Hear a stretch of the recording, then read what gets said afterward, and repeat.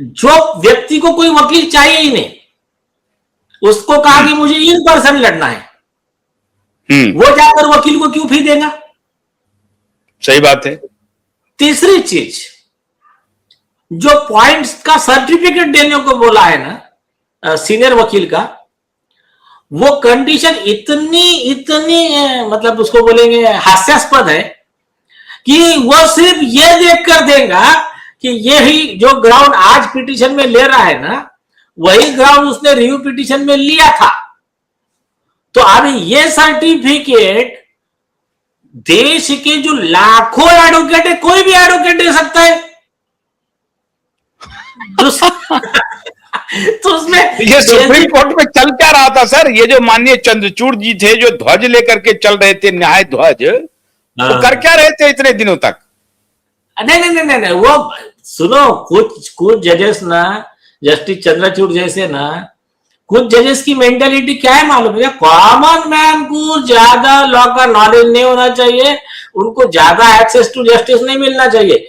Elite class, उसको डरा के रखो क्योंकि हम बहुत बड़े हैं। हाँ, और जस्टिस सूर्यकांत जी का कैसे, no Harvard no Oxford, common man की बात को, ये कॉमन मैन को बताओ, उसको प्रॉब्लम है एक्सेस टू जस्टिस में, लॉ क्या मैटर बताओ, मैं भी सॉल्व करता हूं। तो ये जो है ना, कॉमन फैमिली से जब वकील बनता है और एक आधा ऑक्सफोर्ड का जज बनता है, सीजीआई बनता है, और एक आधा ऑक्सफोर्ड हार्वर्ड से पढ़ा हुआ जज बनता है, तो उनके डिसीजन में क्या फर्क रहता है आपको समझ में आ जाएगा।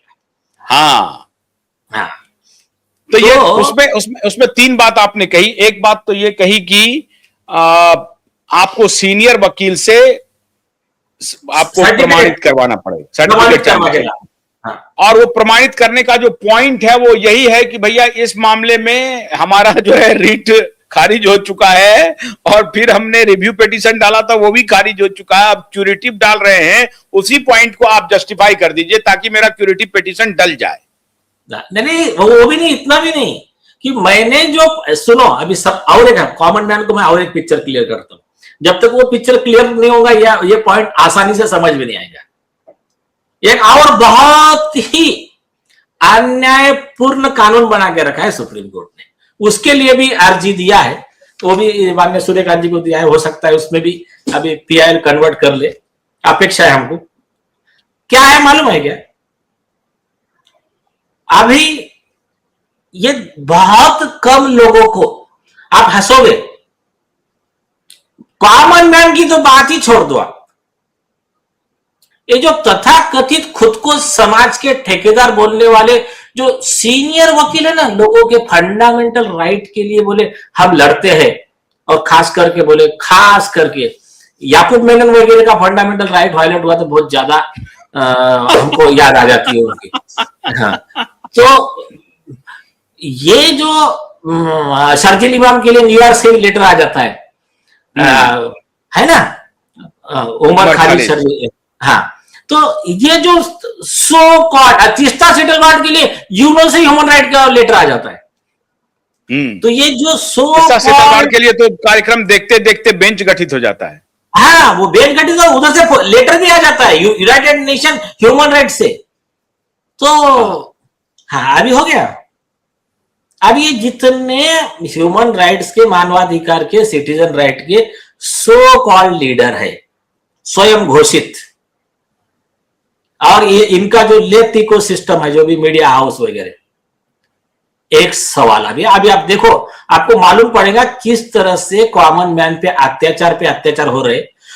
भारतीय संविधान का उल्लंघन हो रहा है, सुप्रीम कोर्ट के संविधान पीठ के आदेशों का उल्लंघन हो रहा है, और उसमें कोई भी ध्यान नहीं दे रहा है, क्योंकि ये कॉमन मैन से जुड़ा हुआ मामला है।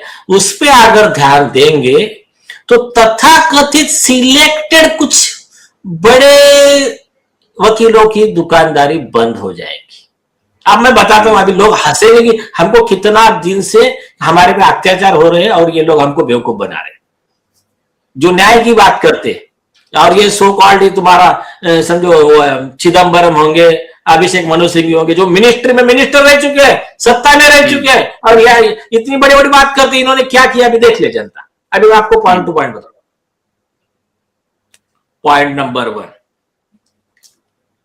किसी भी व्यक्ति को उसका कोई भी मैटर है, उसमें उसके खिलाफ कोई ऑब्जर्वेशन आया या उसके हक का कुछ वायलेशन हुआ, फंडामेंटल राइट्स का वायलेशन हुआ, तो इसके लिए उसको मिनिमम 2 रेमेडी, ये बाइंडिंग है। 2 रेमेडी कैसी?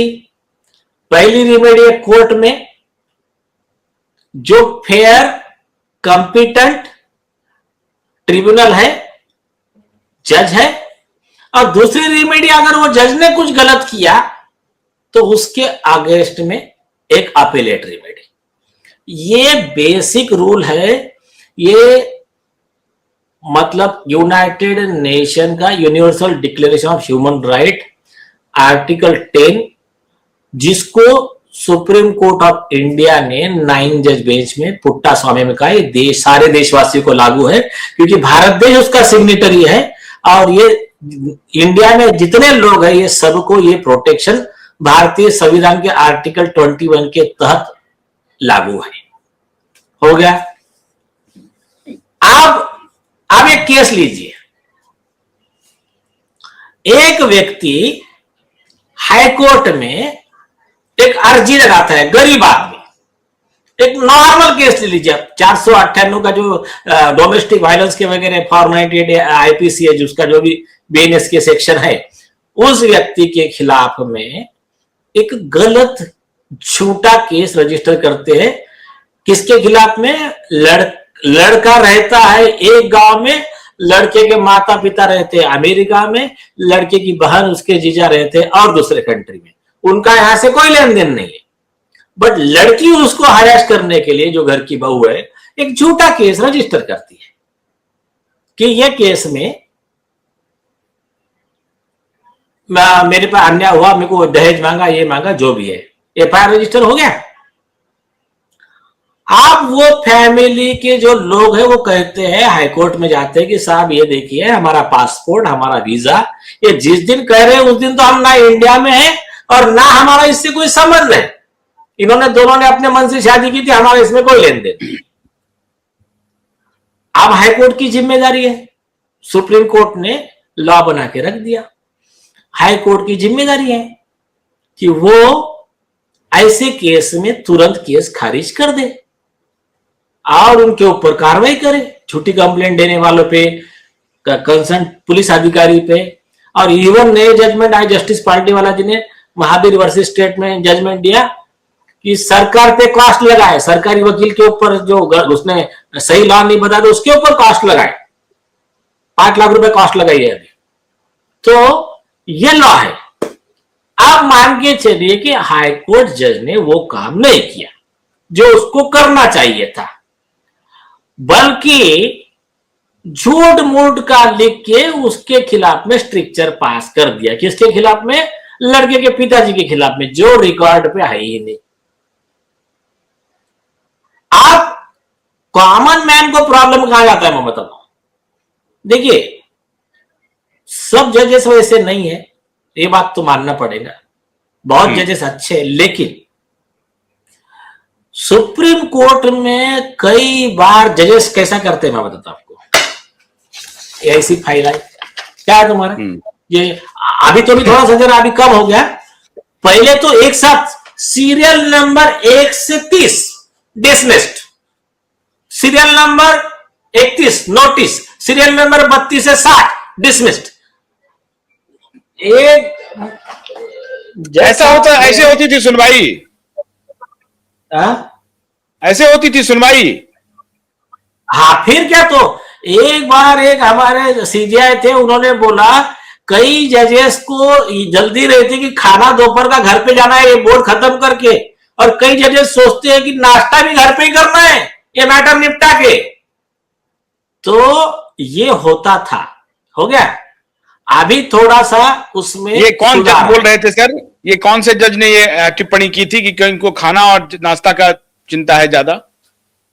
मैं देता हूं आपको। मैं और एक बताता हूं, उन्होंने एक वर्ड क्या कहा था, सुन लीजिए आप।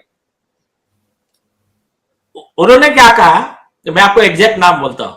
उन्होंने स्पीच दिया जजेस को।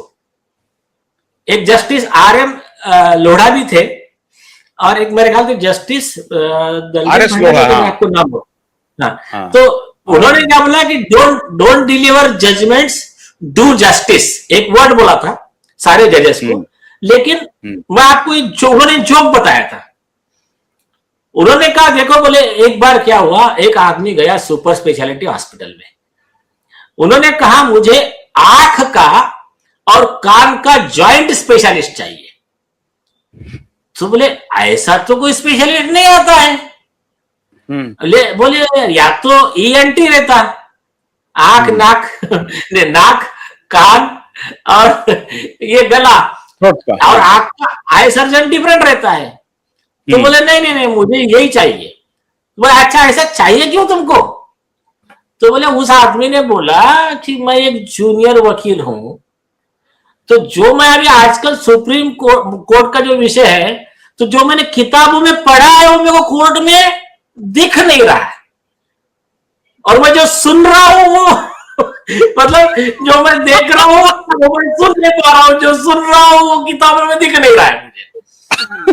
मतलब